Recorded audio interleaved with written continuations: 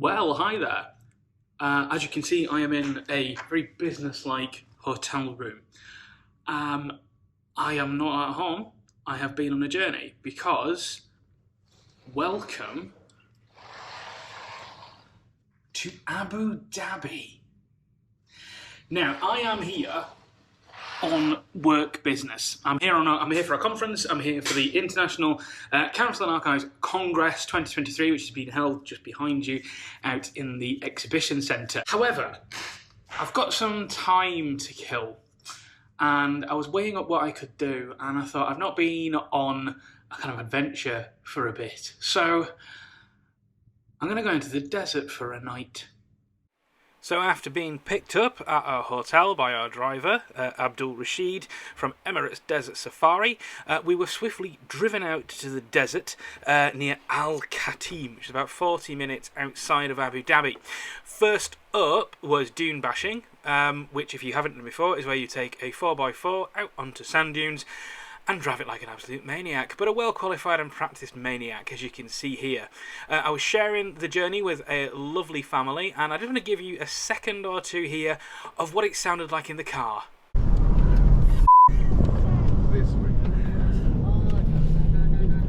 You doing okay? Anyway, great fun for all the family.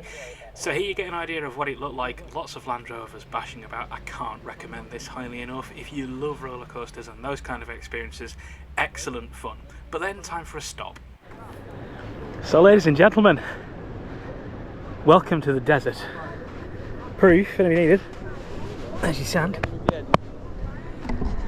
So I'm here in the Arabian desert, about 40 minutes outside Abu Dhabi. As you can see, it's hot, it's dusty. We've just done the dune bashing with our lovely chaps there, Abdul Rashid, who's our driver. And yeah, he's quite mad. Lovely, but quite mad. But anyway, I grew up in a little town in West Yorkshire. And now I'm in the desert. How did that happen? So here we have stopped to visit a camel farm. Here, camel, camel, camel, camel. Well, you can tell they're not in the best of moods, can't you? Because that one's got the hump. Hump. Get it? On the way in, we stopped at the place where we saw the chickens. They were selling camel food. So, oh, hello. Oh, hello. Just going to say hello. Hello. Now you spit, don't you? So I'm not going to get too close, but wow. There we have it. So then, having travelled across the desert, we arrived at our desert camp for the night. This is where we were going to get fed, get some traditional entertainment, drop our bags and, for a few of us, stay overnight. Now, I had plenty of priorities of what I wanted to do next, but there was only one that was the top of the list, and it was time to wander over the sand and say hello to the camels and do some camel riding. Here's my trusty steed. Hello, nice to meet you. Now it's time for me to get on a camel. Here we go. Oh, it's quite, oh god, it's soft. Don't ask me why, but I didn't expect the camel to be soft. As you can see, there are all sorts of attractions here in the desert, which now seems like the most natural thing possible. Should have brought a clamp, and I could have just clamped it on the front there, but there we go. Right, let's camel.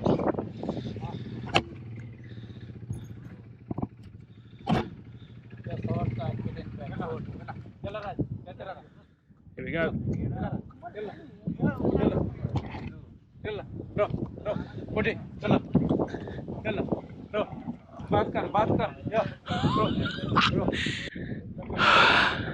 I'm riding a camel. Here we go. There's my camel. And there's the view. The Arabian desert at sunset.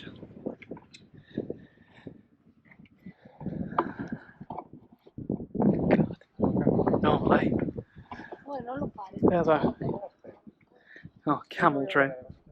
Very comfy, actually. We're off on the road to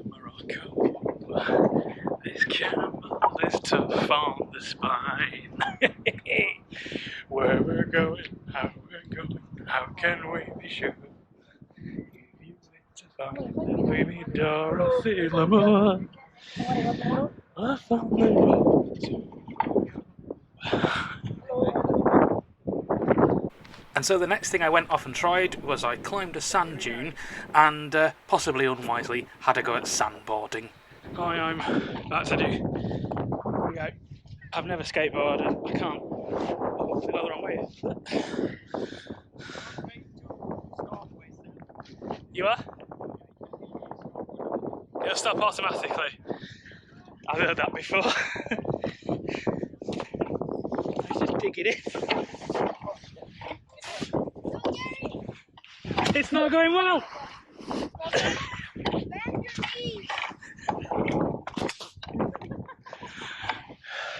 That went about as well as it could have done. Probably went faster than on the board. Yeah, probably, yeah. I fell. I'm just full of sand now. But we had to go.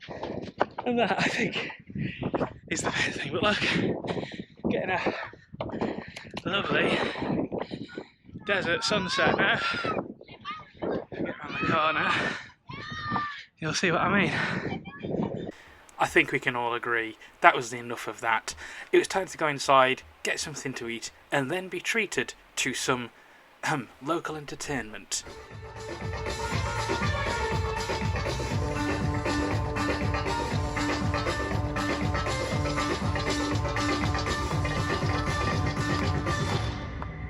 And it's fair to say, things got a little bit racier.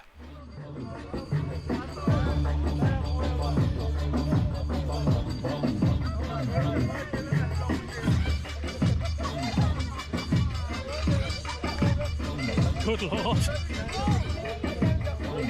Seen a few things tonight. That'll get me demonetised. Look at him go! So now he's gone disco.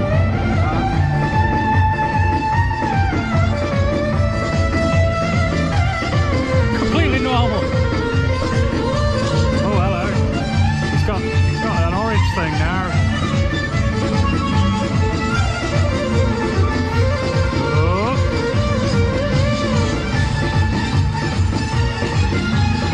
And now green. Oh, he's got some luminous cloth.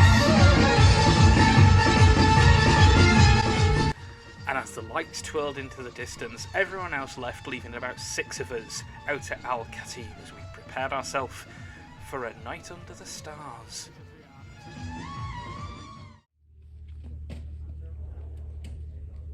Abruptly, the sound ceased. So it's just us now. Everyone else is gone. There are quite a few people here for the dancing and the food, but now there's about 6 of us. So they're going to stay here all night. But before that, I'm just having a pipe of sheesh, you can see. And I think we're going out into the desert. So good morning from the Arabian desert. We've had a night out here. Absolutely no idea if you're going to hear any of this because, as you can see, the sun is coming up behind me. Oh, there it is. There's the sun. So the wind has started up a bit. You get the desert wind there. The sun can be over my shoulder. There it is. So had a night. We're sleeping in a tent just behind us. Really nice, honestly. Woke up about 1 in the morning and the stars were all there. That was a moment. Just looking at all the colours of the sand now as the sun comes up. It's just gone about 6:30 in the morning. So I'm going to go back down the dune in a second, which is harder than you think. And then I think there's going to be breakfast and we'll head back into Abu Dhabi. We just had breakfast, so some quite spicy sausage, fruit and tea and coffee out here. It's just gone about 7:45, so the sun came up about 6:20. We're out on top of the dunes, which you can see out of my tent there, to watch sunrise. Woke up about 1 in the morning and the stars were just incredible. They really, really were. I mean, I did try and film it, but you just wouldn't have got it. It was just been black. But the stars were incredible.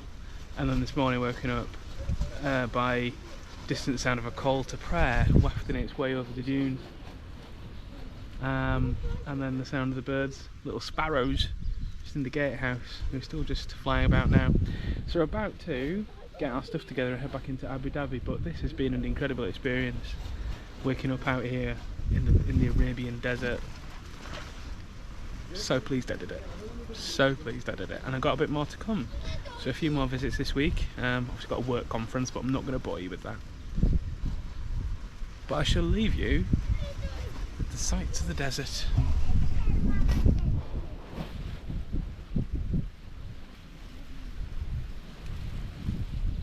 So it's back to earth with a little bit of a bump to go to the reason I was in Abu Dhabi, the International Council and Archives Congress.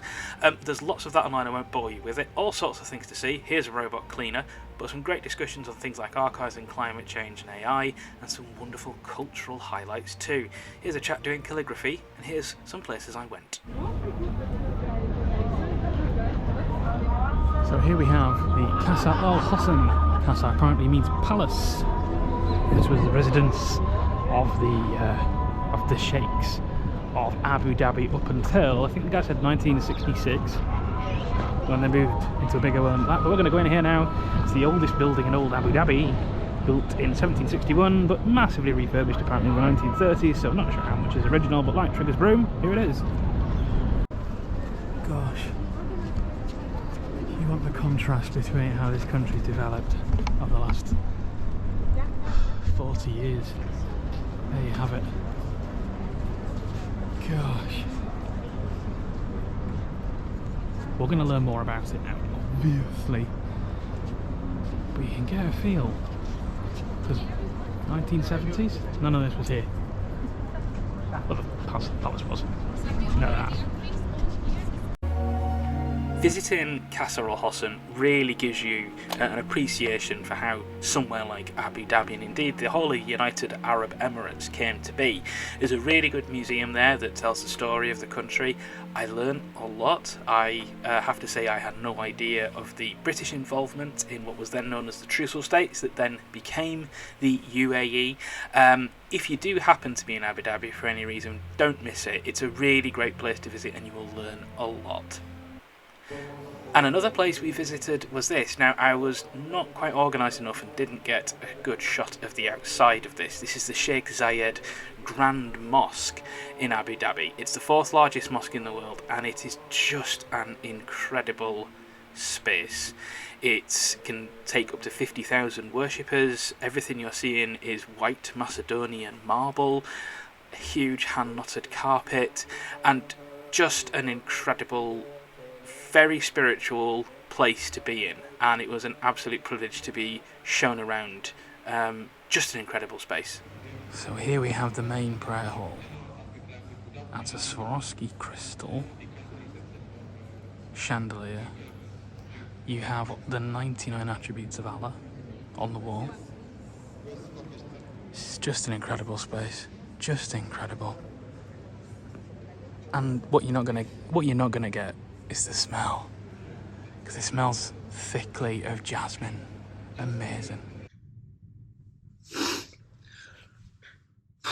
Right, that's it.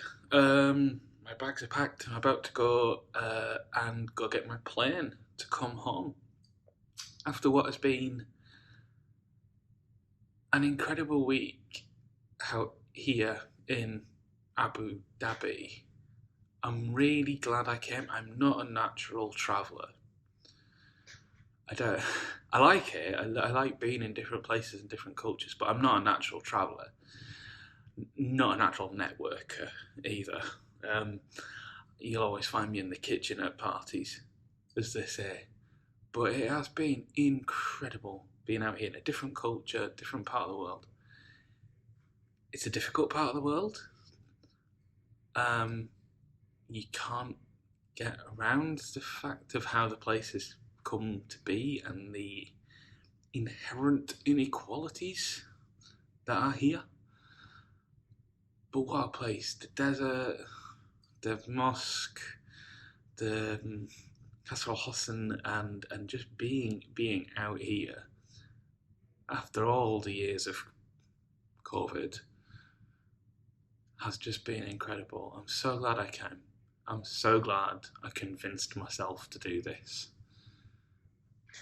And I need to remember to travel more because it really does broaden the mind.